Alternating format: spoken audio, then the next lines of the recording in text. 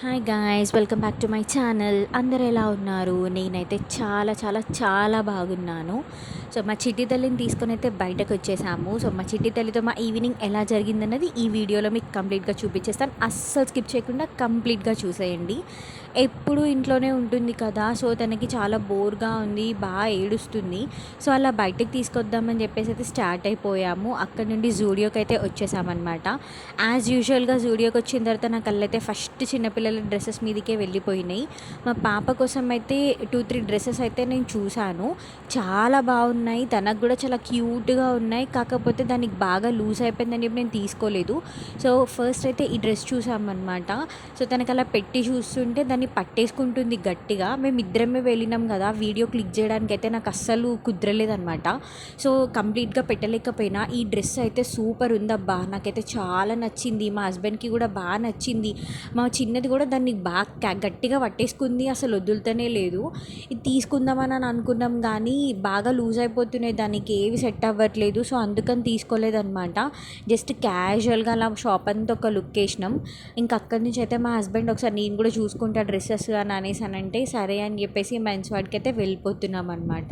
So ఇక్కడ మా husband అయితే 2-3 షర్ట్సే చూసిన ప్రతి ఒక్క షర్ట్ మామూలుగా పెట్టుకొని అయితే చూసుకుంటున్నాడు కానీ ఏది నచ్చుతలేడు.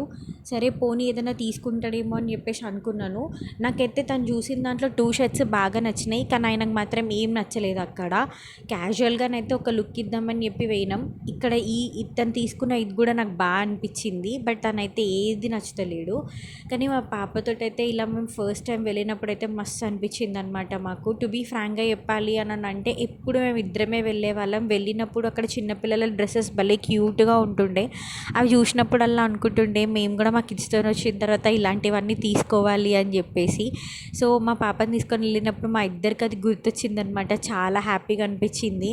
సో మా చిట్టి తల్లికి అయితే అది మొత్తం ఒక వెరైటీ వింతలాగా అనిపించింది. ఎప్పుడు ఇంట్లో 4 గోడల మధ్యనే ఉంటుంది కాబట్టి తనకు అసలు ఏం అర్థం కాలేదు. అక్కడికి వెళ్ళిన తర్వాత మొత్తం ఆ లైట్స్ని, ఆ ఫోకస్ని చూసుకుంటా బాగా ఎంజాయ్ చేసింది.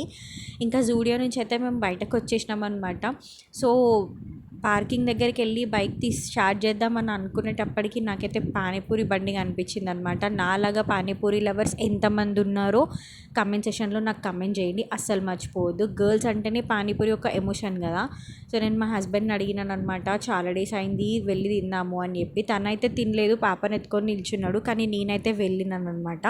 నిజంగా చెప్తున్నాను గైస్, నా డెలివరీ తర్వాత ఇవాళ నేను ఫస్ట్ టైం తిన్నాను అనమాట పానీపూరి.